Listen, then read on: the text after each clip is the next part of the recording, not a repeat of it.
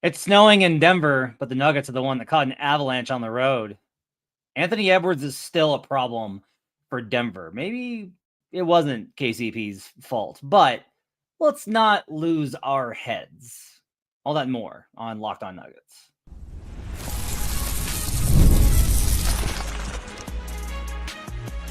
You are Locked On Nuggets, your daily Denver Nuggets podcast. Part of the Locked On Podcast Network, your team every day.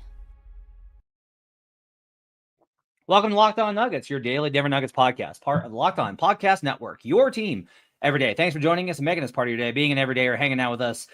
We lost some shows this week. I had a rough week with work stuff and just got kind of overwhelmed, but we're going to be back on normal schedule this week. And we're glad that you guys joined us. You can catch us on podcasts if you're doing so. Please give us reviews on whatever site or app that you're using. Just take a second and give us that feedback. It helps us push up the charts so more folks can enjoy the show that you guys love, which we do appreciate that you love them.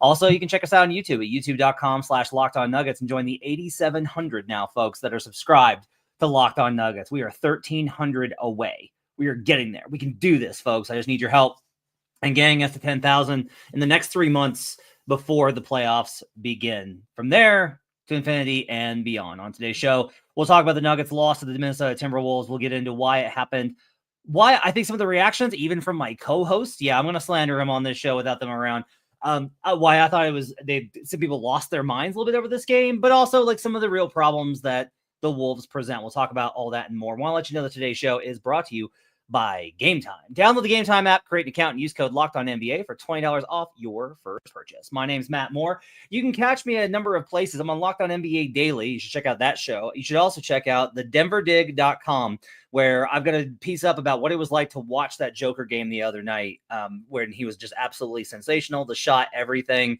Provide some background on kind of all that. I've got a big thing on Joker and Russell Westbrook that I've been working on. That's going to come out in the next couple of days. You can check that out at thedenverdig.com. For more Nuggets content, you can check out lockedondaily.com. I think I'm through all the things I have to plug. Let's talk about this game. Man, the chat's already bumping. Look at you guys.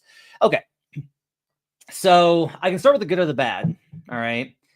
I will start, I think, for this one with the good. And it's like, what was good about this? Not any of the performances, I'll tell you that much. Like, there was no, like, I'm not going to sit here and be like, man, what a great game by nobody. None of the Nuggets played well. Like, nobody played well today. It was just kind of like a reality of it. Jamal Murray, how about that? 25 points on 10 to 16 shooting, 5 assists, only a minus 23. Joker had 20 points and still shot over 50% from the field. That's good. Yeah, he had 11 assists.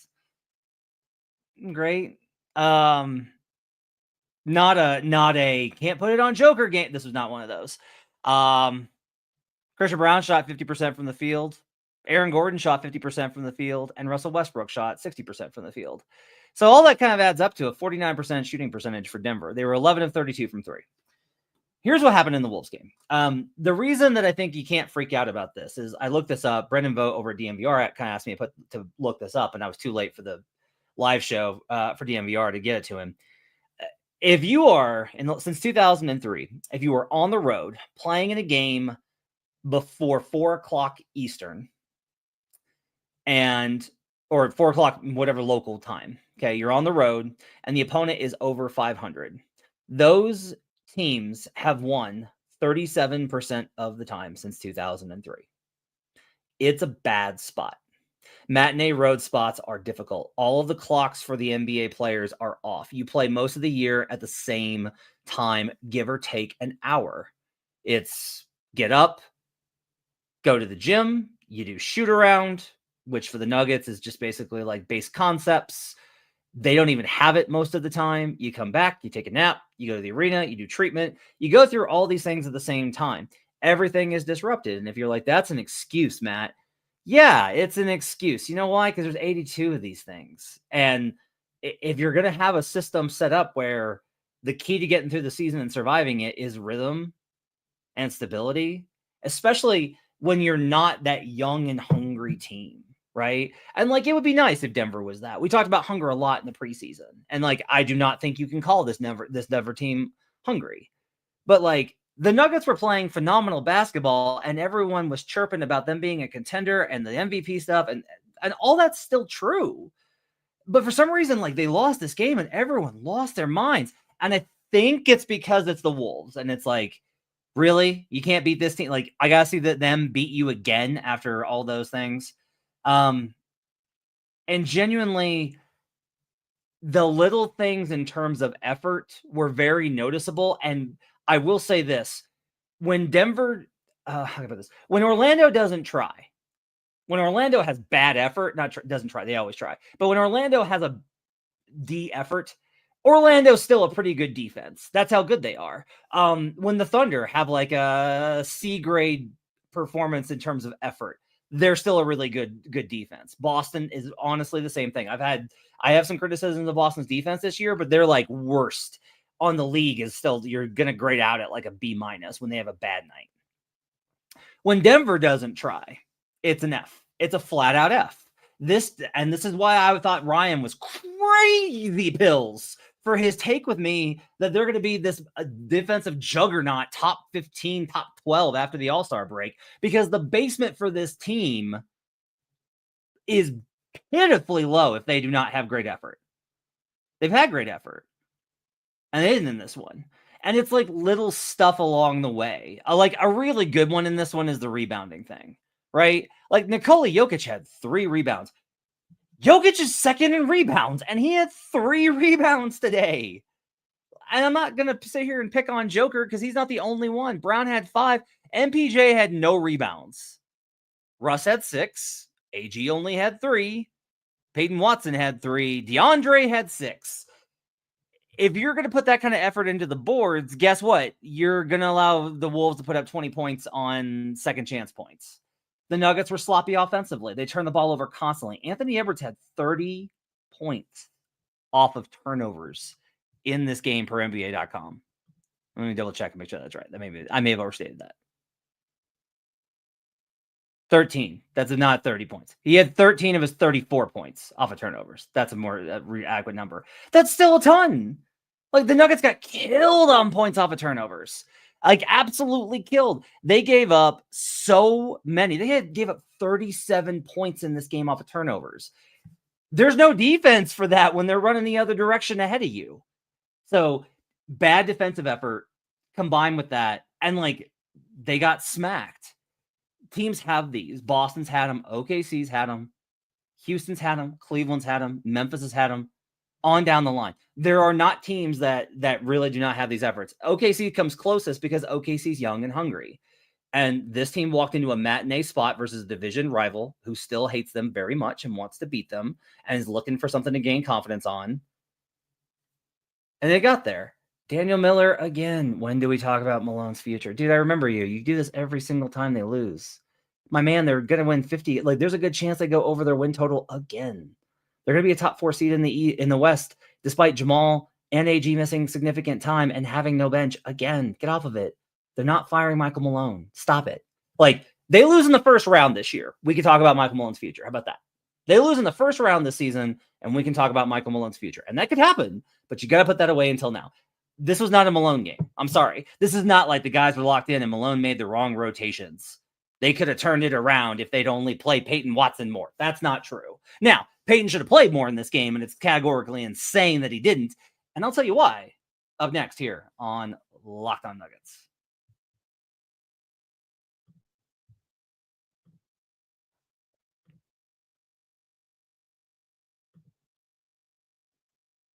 Therapy is a game changer. It can help manage stress, improve sleep, and communicate more effectively. But finding the right therapist and finding sessions into a busy schedule, it can be a bit of a challenge. And that's where Talkspace comes in. Talkspace, the leading virtual therapy provider, makes getting the help you need easy, accessible, and affordable. With Talkspace, signing up is simple. You can match with a licensed therapist who fits your needs, usually within 48 hours. And it's convenient. You can have sessions from the comfort of your home and even message your therapist between the appointments. Plus, Talkspace is covered by many insurance plans And for most insured members, there's a $0 copay. It's never been easier to prioritize mental health. As a listener of this podcast, you'll get $80 off your first month with Talkspace when you go to Talkspace.com/LockedOnNBA and enter promo code SPACE80. To match with a licensed therapist today, go to Talkspace.com/LockedOnNBA and enter promo code SPACE80 to get $80 off your first month and show your support for this show. That's Talkspace.com/LockedOnNBA, promo code SPACE80. I love going to live events. I cannot believe that the Avalanche traded Mika. I just can't. He was my favorite, and I'm very sad. But I will still be going to Avs games because going to Avs games is absolutely phenomenal. It's such a great experience. It's totally different from going to Broncos games or going to Rockies games or going to Nuggets games. Avs games, I think, are a unique experience, and you can go with Game Time. Game Time makes it easier to get tickets for your favorite events with their new feature, Game Time Picks. It filters out the fluff and shows you only incredible deals on great seats, so you can just get premium deals right when you open up the app. When you're looking for stuff, you're going to find exactly what you're looking for, and you're going to find views that you want. You get to poke around and be like, no, I don't like the view there. No, that's not close enough. Okay, that's the one I want. Take the guesswork out of buying tickets with Game Time. Download the Game Time app, create an account, and use code LOCKEDONNBA for $20 off your first purchase. Terms apply. Again, create an account and redeem code LOCKEDONNBA for $20 off. Download Game Time today. What time is it? Oh, it's game time. We'll be right back on Locked On Nuggets.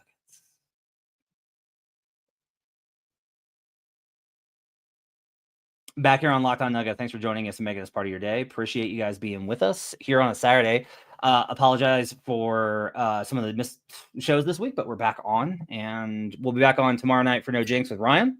Ryan is getting some very well-deserved time off. Ryan needs a break. Ryan's been in the grind doing a lot of content, and so I'm very appreciative of everything that he's done for the show this season.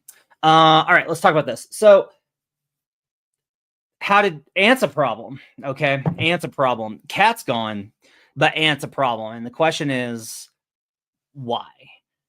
If you go back and you watch the clips, a lot of them, like I said, 13 points off of turnovers. A lot of those were just like not cherry picks. It's ahead of the field. They throw him off of a steal for a dunk. A couple of offensive rebound in transition. The Nuggets got scrambled a couple times off of offensive rebounds, and that wound up with Jamal guarding him. They gave the switch up too easily. These are things in a playoff series I still have questions about. Ant's not, his primary guard isn't Jamal, but the Nuggets base defense is they switch 1-4 and they play what used to be at the level and probably will be in the playoffs, but right now it's drop. Like Joker, there's different levels of drop, right? You can play Rudy Gobert drop, like old Rudy Gobert. Rudy Gobert now is like, he'll play a little bit further up and then pedal back. Like Rudy's amazing. He was really good in this game. You can play like high drop or low drop, where you just like, you can shoot that mid-range jumper all you want. Joker today just gave him that. And Joker today just watched him score. Like Joker's defense was bad today. Okay. I have sat here and said how great his Kings performance was and how it's one of the best performances I ever seen in my life, and like gushed and raved about him. Okay. I have done the thing of crediting how much great Joker is. I'm not going to ignore the fact that he was the cone that everyone says he is today. Now, was that the only problem? No, because the other problem is this. They still don't have a guy that can get over a screen. They can't play drop. When they put Christian on him on 6 different possessions, Christian got hung up on the screen. I've been yelling about this since the very beginning. This is the key issue, is that with KCP and ISO'd in the playoffs, and with Christian, he's just going to peel him with the screen. Ant didn't attack Christian Brown one time in ISO in this game. Not once. Didn't pull him out and just say, I'm going to work on you. He did that with Jamal off of the switch. But Ant's smart enough to know, and like they have a scouting report. Christian got hung on those screens. Now, I want to be very clear on this. Rudy Gobert is one of the best screeners in the history of the league. He's not the best, but he's like, there's a long list of dudes on that one. And I have to sit down and think about it for like 2 days to get the right list. But he's on that list. And they were really good screens. But if Christian's hung up on a screen and Joker is dropping 3 feet off, what do you think Anthony Edwards is going to do? He's going to rise and fire for a clean look at a 3. And it happened over and over and over again. And then with Jamal, it just backs him down and scores on him. And that's one they can't switch. I'll say this. Russ tried to bother his dribble, and Ant was able to get just around him. Russ was pesky, but he's still undersized. They do not have that defender, which leads us to, as I'm sure Adam Morris talked about on DNVR, Peyton Watson played 18 minutes in this game. They're not saving him for this matchup. They're not trying to hide it. This isn't trying to keep vanilla. He doesn't trust him in this matchup, and I don't get why. I genuinely don't. Peyton is your best shot. He's your best guy coming off in screen navigation because he's long and wiry, and he takes a hit and can keep going. Now, the key is that you can bump Peyton. So, like, if he puts him on Ant, there's a good chance that Ant just puts him in the post, bumps him off, and gets a bucket. Like, that's entirely possible. But at least he's there, which gives somebody else time to come over. And instead, the other problem was the Wolves moved Ant off ball on some of these possessions. And then what would wind up happening is they're doing X out where Christian calls out for MPJ to take the wing. So he's going to help crash down. So Christian's guarding the bigger guy crashing underneath when MPJ is taller, and MPJ winds up on an island against Anthony Edwards. Like there's no hope there. So yeah, it's really, really pretty bad. I want to talk about this because this is something Swipe like lost his mind over in this game. Don't tell Santa Cruz, who has switched from Jamal now to MPJ. What's the point of having MPJ? He's terrible at defense and he cannot create his own shot. He's not rebounding either. What's the point? Okay. Here's the deal. MPJ, this is a matchup he cannot get into. Okay. MPJ is paid like a player who is matchup proof, and he is not. That's a problem for the Nuggets that was built off of the old CBA. Okay. Do you think if MPJ were to have come up for contract under the current CBA, he would be making this much money? No, because nobody else would be wanting to pay him either for this. Like the price for guys like MPJ is going to drop dramatically over the next 10 years. This is a bad matchup for MPJ.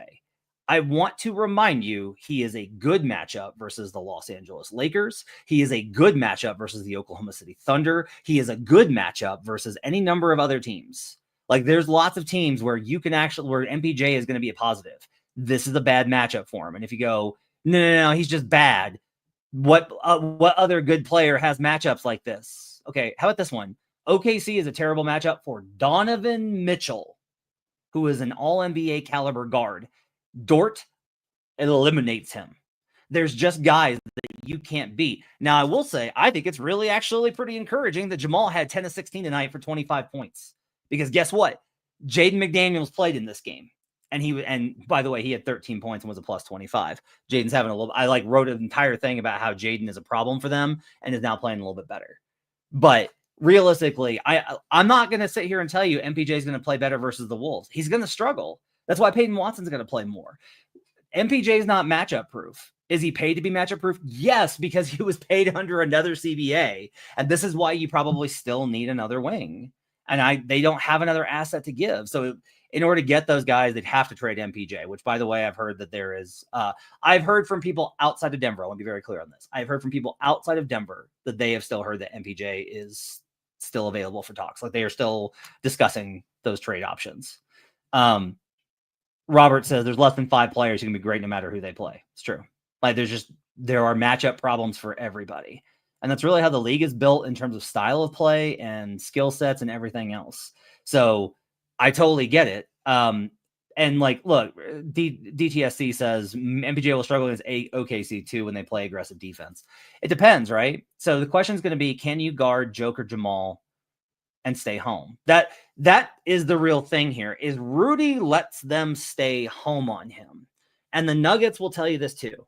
Like I've talked to players in the locker room about Mike's struggles versus the Wolves. And the biggest problem is like, they do not Finch's game plan prioritizes him. Like that's part of their key framework. When you go down the list of threats that they want to address, they don't leave him open. The Lakers do the same thing with MPJ every single game. They leave him open because they're trying to load up on Joker. They're trying to send 2 and they will leave him open. When they are coordinating their help on Joker, that he's the open spot that they leave open every single time. And that's why he destroys them. Now they're a worse defense, right, than the Wolves, but there are other really good defenses that Mike's had really good games against. There's going to be the problem, I think, honestly, with the Wolves is that Denver doesn't have any matchup advantages. Gobert plays Joker about as well as any human can. Joker wins. Joker had 20 and 11 today. That's a good line.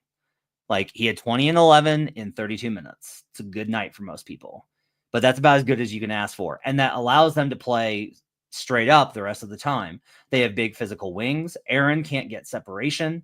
Aaron could have really started today and probably would have been better. Jamal struggles because they've got so many wings. He had a good game again today, which again, we'll say is probably a positive.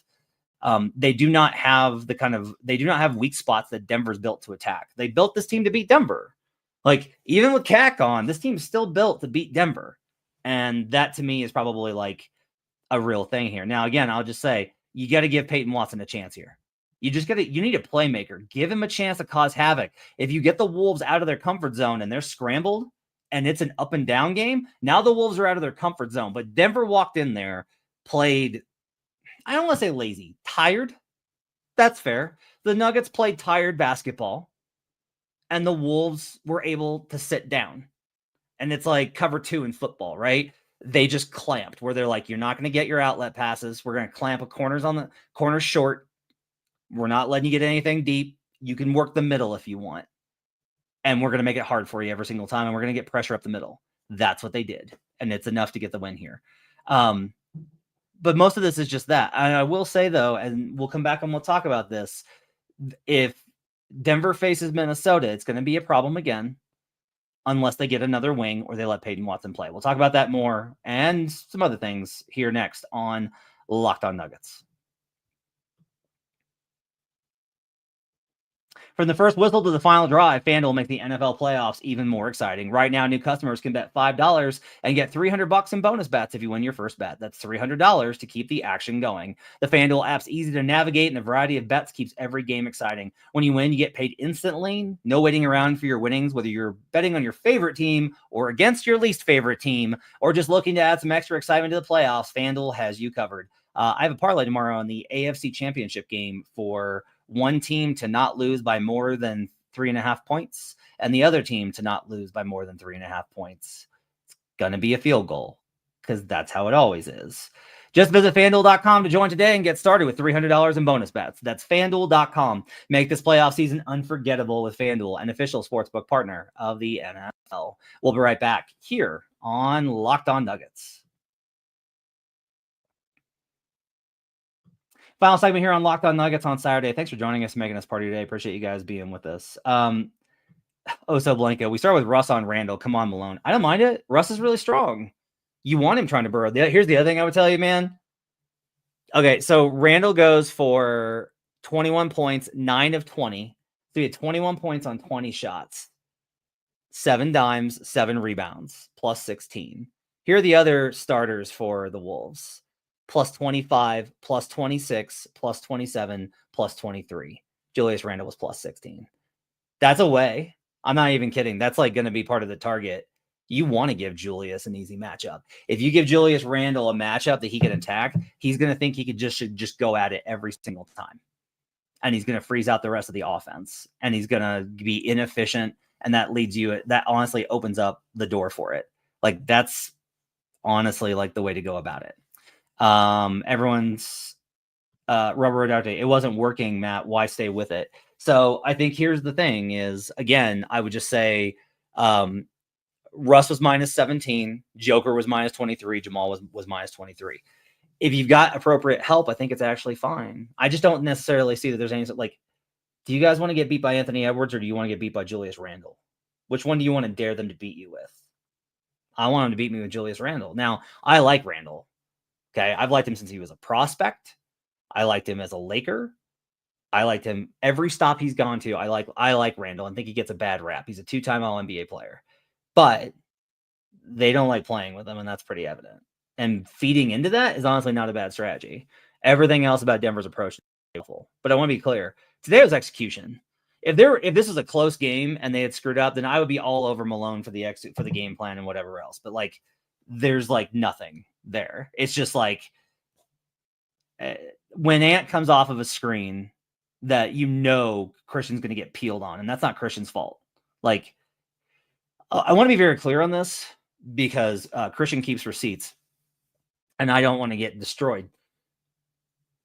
my thing with Christian is not Christian Braun is bad. It's that Christian has certain upsides and certain downsides. Christian's a much better ISO defender than KCP was, but he's worse getting around screens. And the Nuggets didn't replace that component, which honestly, teams are running less pick and roll. So it's okay in a lot of instances. It's not okay versus the Wolves if Ant's going to use it. Like, that's the question, right? Is like, if Ant just decides, I'm going to ISO, it's Ant time, you're probably okay. But if he's going to do this where he's running pick and rolls consistently with Gobert and Randall, you better have a screen defender. You better have a guy that can navigate. And you better play at the level. They know how to play Ant. This is what teams have done to him that have frustrated him, which is you bring that double when he goes into a screen sequence. And he hates it. He hates it when you play at the level. And the Nuggets did a little bit, but not with any force and not consistently. And like, that's going to open up the door for all of these kind of things that happened today. DeAndre Jordan was a +2, by the way. I just, when I look at this, Peyton was 1 of 4 from the field, but offense wasn't their problem. Now they finished with a 106 offensive rating. They weren't good enough. 11 of 32 from 3 is not good enough. By the way, they had more threes than the Wolves.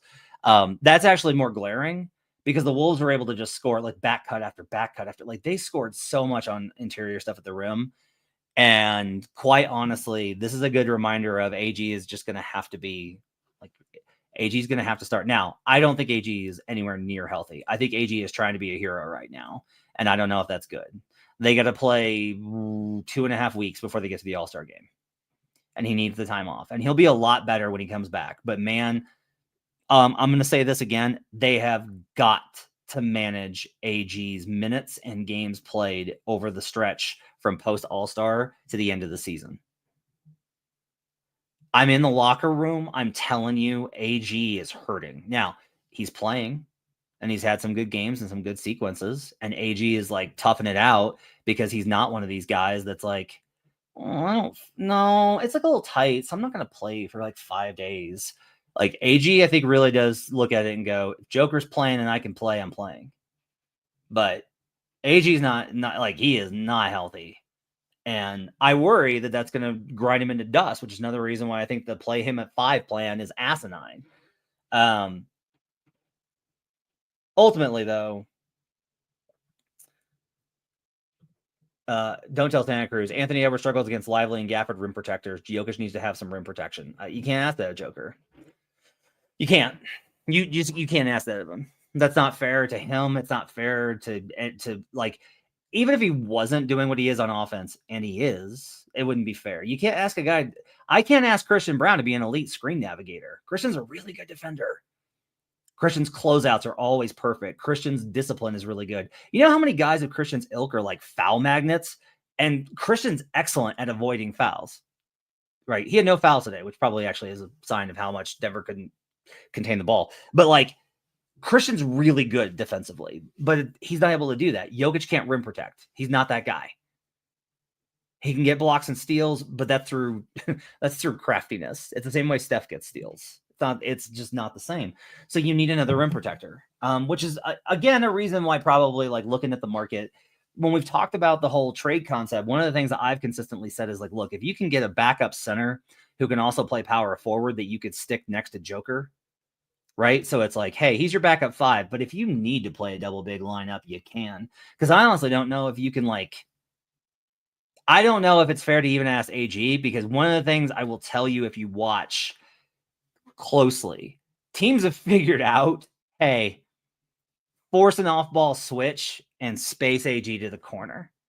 Just take him away from it, because he's the only rim protector they have, because they know Mike can't make those rotations. If you want a reason to trade Mike, that's it. Is that Mike's a target for them moving AG out, putting MPJ in the help spot underneath if you play at the level, and then MPJ can't make those plays. He tries. I've seen him do it, like, I think probably 8 times in the last 3 games. I've seen sequences where Mike tries to come over and make those plays as the help man, and either gives up the bucket when he gets bumped off and the guy finishes, or gives up an AM1. And like, he's mad every time, because like, he's trying. Like, Mike's trying to do the thing. He's just not very good at it. They don't have many good defenders. They knew that when they built the roster. They knew that when they went into the season. Like Christian's a good defender, Peyton's a good defender, AG's a good defender, Russ is a good defender. Yeah, that's it. That's it. That's all they got. So in terms of actual rim protection, they don't really have as much. So I think like a good question here is, but I'll just ask you this. Like, would you rather, I've been on the you can't trade MPJ thing lately. And the reason is just, I do trust data. Like I've mentioned the stats a lot on the show. When MPJ plays next to Joker, they kill those minutes, man. They just do. Like MPJ consistently is right there with Joker in terms of winning their minutes. They win their minutes with Mike. They just do. They win their minutes with Joker, but they win their minutes with Joker and Mike. Right? It's not like Mike's not the lift, it's Joker, but the weaknesses offensively with Joker and Mike are very, very few. They reported A, but they are very few in general. Yeah, man. Wolves still have a lot of really good guys. The other thing I would kind of single out here is Naz Reid, right? They put Naz into that cat role, and he's plus 14. They don't have a counter for that. They don't have they have no counter for that. The Wolves can still roll out two very strong, very big power forwards next to Gobert. They don't have cats. So they can't space as well, but they still have the makeup of what they were able to bring to the table last year. And you remember Gobert missed game 2, and Naz clacked them. The Wolves are probably still a bad matchup for Denver. They make another trade, maybe they get worse, maybe they get better. But I think it's pretty close. 5-ish is on the target here. Afternoon games are dumb. Like they are not really good. How about this? Siege, man, we feel so exposed that this team is on a run and one horrible game and our fatalism comes rearing back. So that's kind of what I'm telling you. Is like, how can you really have been like, yeah, man, they're contenders. They've got it together. They can beat it. Like, and then they lose one game on the matinee and it's, oh no, we suck again. They're still that team, you know? Like, they are still that squad. But if they get in a series versus the Wolves, it's going to be very, very difficult again. The Wolves are worse this year, but so is Denver. This is not like, I will say that when there was a little bit of this going around of like this year's team was better than last year's. No. Do not too far. Denver I picked Denver to win the title because I'll tell you right now, when I look at the Western Conference, I still have concerns about OKC. I said this on Twitter about how many teams I have concerns with. There's nobody that I'm just like, the Nuggets can't beat them. Nobody. Not a single team. But there is also, I'm trying to think, maybe only the Lakers. And honestly, the Lakers were closest sweep ever in 2023 aside. Last year felt a little different, did it not? Like they were there in those games. But outside of the Lakers and maybe the Clippers, and the Clippers have played well versus Denver, I don't know if there's teams that I'm just like, oh yeah, Denver will definitely beat them. No, like Denver can beat those teams. Those teams can beat Denver. That's the West. That's how it's going to be. That's going to do it for Locked On Nuggets. I assure you that things will get better on this road trip. It will not be all doom and gloom. Everything will be great. I will pep up Ryan's spirits tomorrow. Join us for No Jinx tomorrow night at between 10:30 and 11 Mountain Time on youtube.com/Locked On Nuggets. Hope you guys have a great rest of your weekend. Stay safe in the snow if you're in Colorado, and we'll see you guys again next time here on Locked On Nuggets.